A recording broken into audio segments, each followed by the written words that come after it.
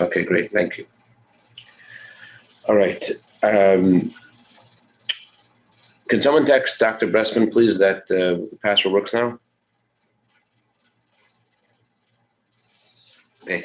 So we're up to Oy Zayin, and in Oy Zayin, we begin to discuss the main theme of the previous Rebbe's chapter that's connected to this year, chapter 11, the idea of victory in war.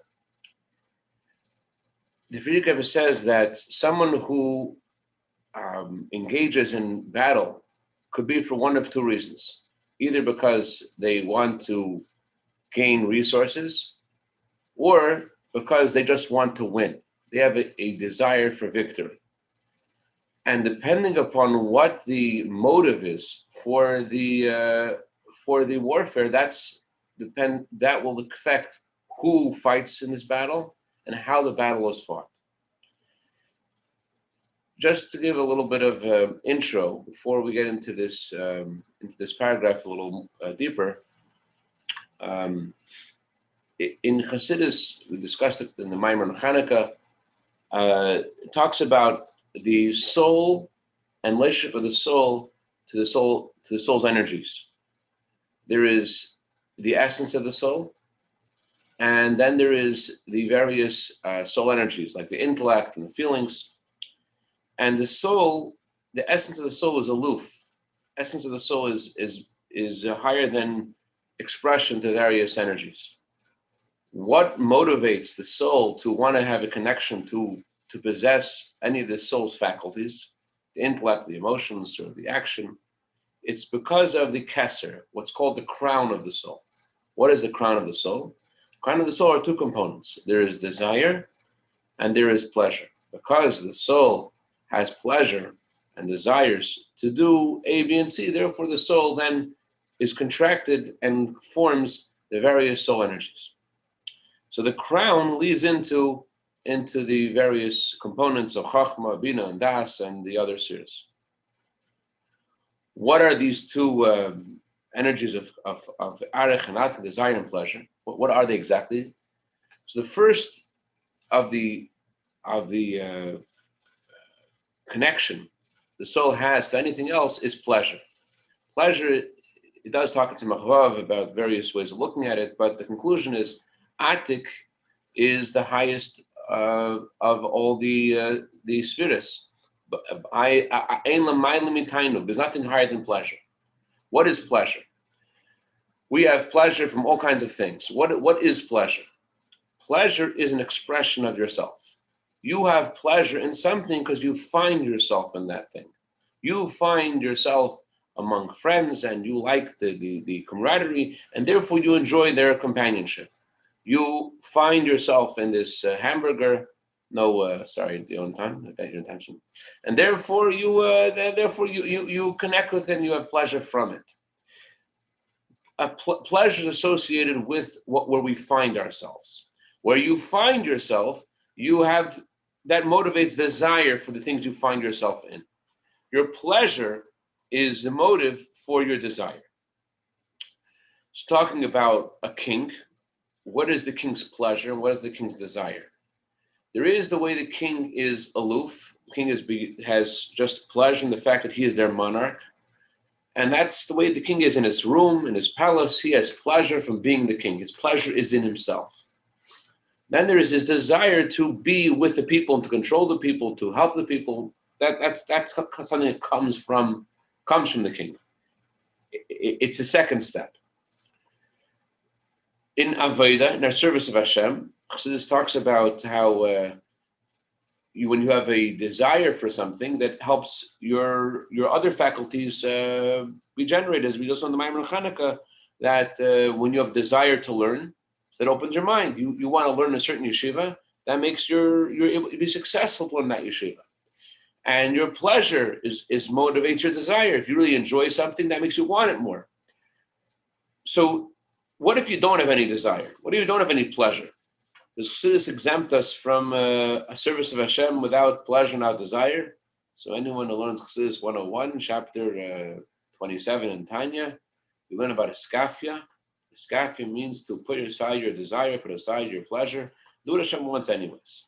What is that?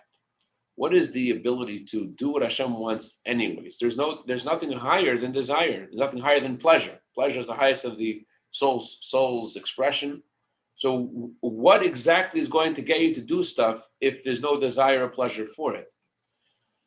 So Chassidus gives the analogy of, and the analogy, Chassidus says that pleasure and desire are still expressions of soul. You find yourself in something, that's pleasure. But then there is your core itself. Your core itself is not the way you find yourself in something, it is your actual you. We have the ability to machriach ha'etzem, to force ourselves to be in something. We have the ability to force our to connect ourselves with something, especially when we're talking about Torah mitzvahs. Torah mitzvahs is our very essence. But there's a line in the Rebbe Hashaz Maamar about a servant of Hashem. He gives an analogy of a human servant, a slave, and he says that a human slave has various challenges in doing his role as a slave. It's not easy to be a slave, but overall, the various challenges he has all flow. He always is able to show up and do what his master wants because of something that he did originally when he took on this role as a slave that made everything else work. And what is that? He gave himself over to the master to be his slave. It's a chavek again. He gave himself over completely to be his slave.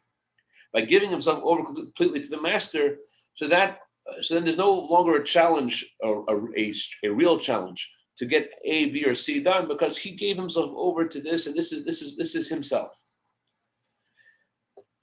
I don't know if you'll relate to this. You have to be there, I guess. But remember one Friday morning in Sukkot, I was living in Crown Heights then, and some members of my family were involved in selling schach.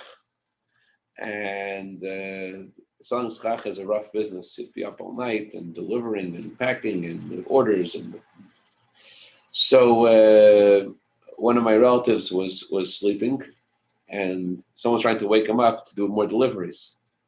And he says, I can't get up. And this was after him trying to get him up for like 5 minutes. I just can't get up. What do you mean you can't get up? You will yourself to get up. That's what he said. You will yourself to get up. So a similar way, Chassidus says there is the ability for a yid to be victorious in the battle against the Yetzer Hara. There is the koyach of netzach. Now netzach is one of the lowest spheres. It's not tainug, it's not ratz, not desire and pleasure, but yet in netzach, in the idea of being victorious, there is essence. We have the ability through netzach to bring our essence somewhere. It's kind of like, perhaps, I didn't see this expressed in Chassidus, it sounds similar to what Chassidus says about an oath. We make an oath to do something.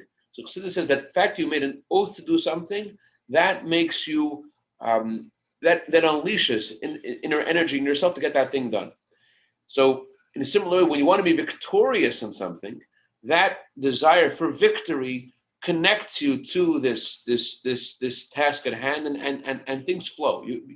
I decide I really want this to get done, and I'm going to go all the way. This tenacity comes from netzach, which is the essence of the soul itself. It's not desire, it's not pleasure. It is the essence of the soul itself. That is connected to our power of victory. Victory is what's machriach ha'etzem. It forces the very core of the person himself. So let's see in the Maamar about the various kinds of wars and how this works with the king. Let's go to the bottom of page Lamed Tes, the second to last line, the fifth word of the page.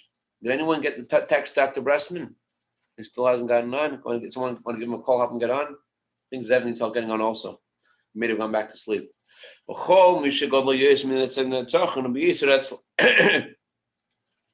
Whoever is greater has a greater attribute of victory.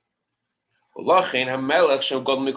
therefore the king, who is greater than all the people, it says in the Torah about King Shaul, the first king of the Jewish people, that his shoulder was above the heads of all the people. Next page, The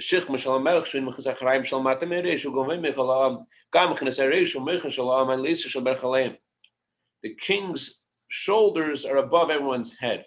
The spiritual meaning of this is there is the intellect, which is objective, or we try to make our intellect objective. Then there is our subjective reality, our feelings.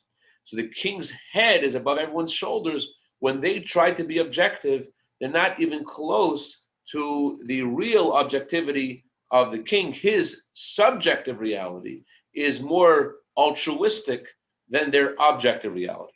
So the king who is so close, of course, the Hasidic description of Shaul HaMelech may seem incongruous to what we are conditioned to thinking about Shaul HaMelech and his fights with King David, etc.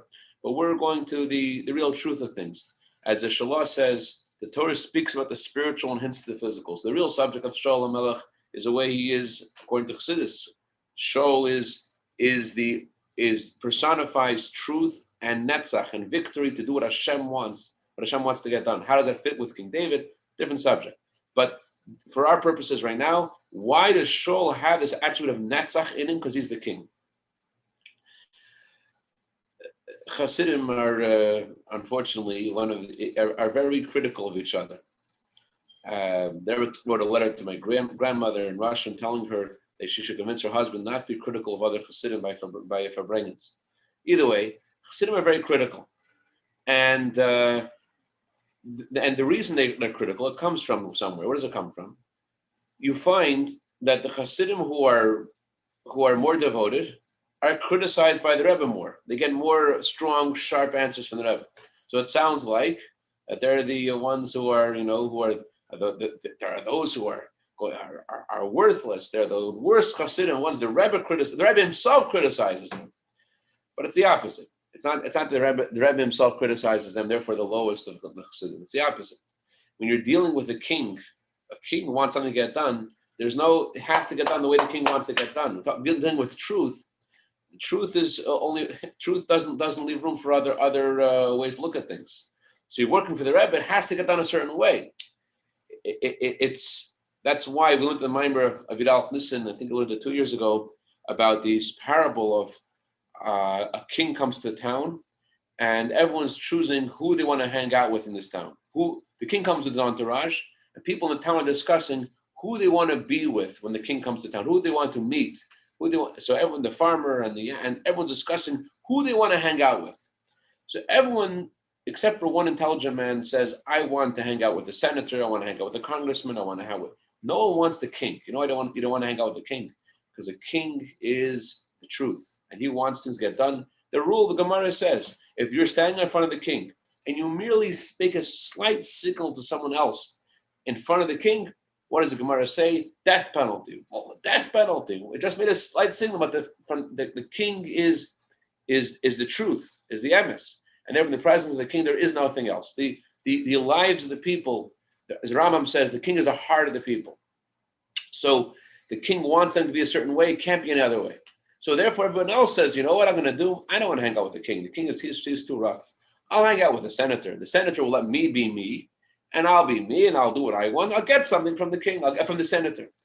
So in a similar way, we looked at Maamar, different lifestyles, which person is not interested so much in getting to the truth of things. He just wants to enjoy life a little bit, be on the outside. But when you're dealing with the king, it has to be a certain way. And by the way, it's specifically the closer Chassidim, the ones who are really devoted, they got the sharp answer, they're able to handle that level of relationship of king and people. Anyways, so Maamar Shel Chavayer, fourth line of page Mem. What's the idea of victory? Victory means you want your desire to be fulfilled and you want to win.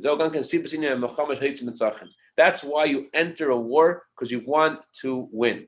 There are two concepts in war, two possible motives in war. One is to get spoils. And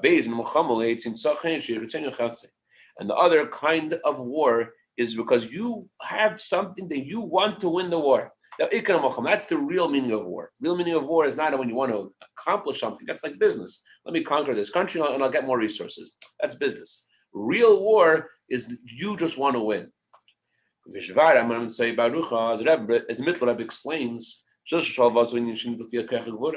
when you want to get spoils, then that's limited according to your power and your energy. We don't need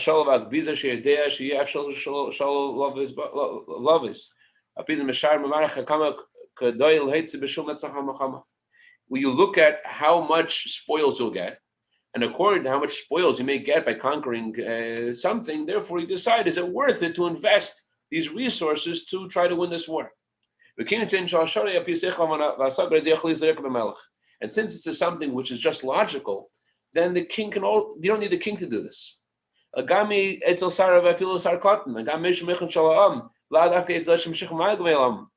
to have this person who's head and shoulders above the people. You could have a minister do this. You could have a inferior minister. You could have someone who is not as worthy to do this battle. I know there's a lot of Republicans in this class, but let's look at something from the democratic view, just to get. I already woke everybody up already. Just to get a perspective of just an analogy. You could enter a presidential race because you want to all kinds of motives, and then there is a logic of how much you'll invest in it, and then there is I got to win. I'm not like just like Jared. I got to win. Winning is winning. It doesn't matter. I got to go all the way. It doesn't have to make sense. Doesn't matter if what may happen later. I'm prosecuted, not prosecuted, impeached, not impeached. I have to win this. It's something. It's different kind of battle. Okay. Sorry for the political reference. So the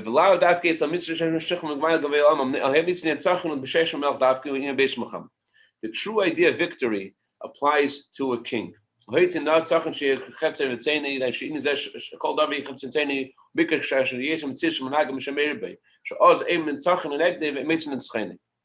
true concept of victory is when there's an opposition that is rebelling against you. When there's opposition, that's when you have this feeling, I have to win. Since the goal of the war is to be victorious, it should be the way you want it. Therefore, you don't stop just because logic says to stop, just because there's calculations which say to stop. For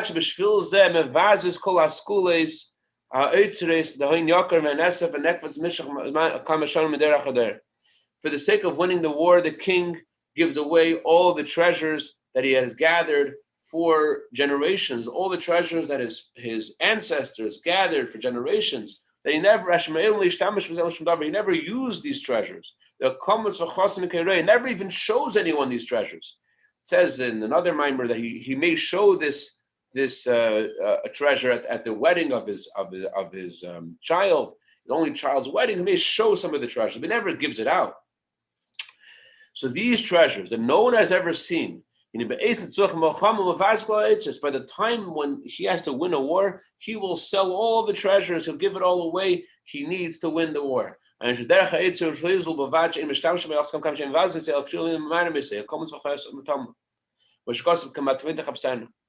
These treasures are not squandered, they're not used, they're never even shown, and they remain hidden. As the pasuk says, I will search for them like the kids. In short, they're always hidden. But yes, they're mentioned. So only by a very great occasion, the wedding of his only son, then he'll show the treasure houses.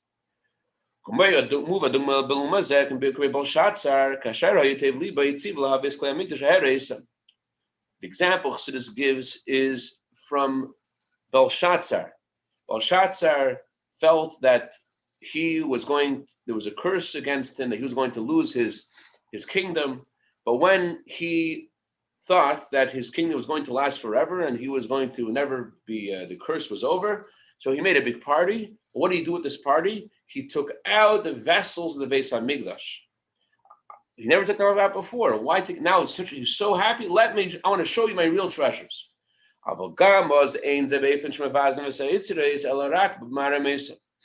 But even then, even at his son's wedding, he doesn't give away the stuff. He just shows it.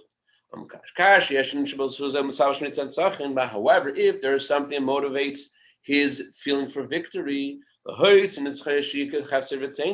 wants to win.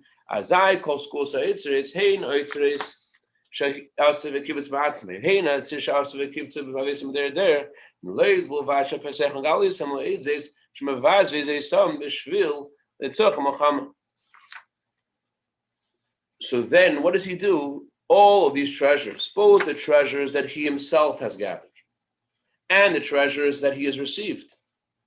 Not only does he open up the storage houses and show them, not just he gives them out. He gives them out very freely, very easily. It looks like he's wasting everything. Why does he do this? When the fourth line of page Mamalach, because the idea of victory is rooted very deeply in the essence of the soul. Since the idea of victory is rooted in the very essence of the soul,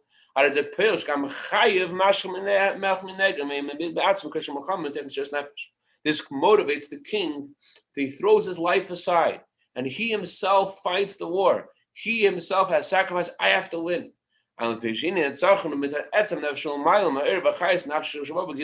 Because victory comes from the very core of the soul, which is above the various energies of the soul, the light of the soul. This is something which is in his very core, and therefore he goes all the way. So what does that have to do with us? So that is so too is also in heaven. Hashem says, when I fight with the wicked, my name is Tzvois. Lashon Tzva comes from the word army. The name Tzvois is associated with armies.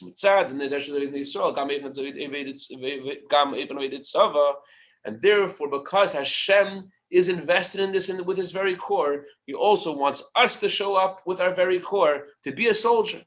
That to the Jewish people are called the armies of Hashem.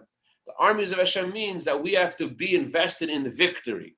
Not just we have to show up and do the job half-heartedly. We have to believe in the victory and fight for victory.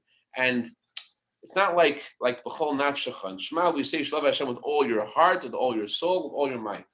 What's the difference in all your soul and all your might? All your soul means I'll let my soul go. I'll die. All your might, it's not just I'll die. All your might means I want something to happen. I'm invested. I want something to happen.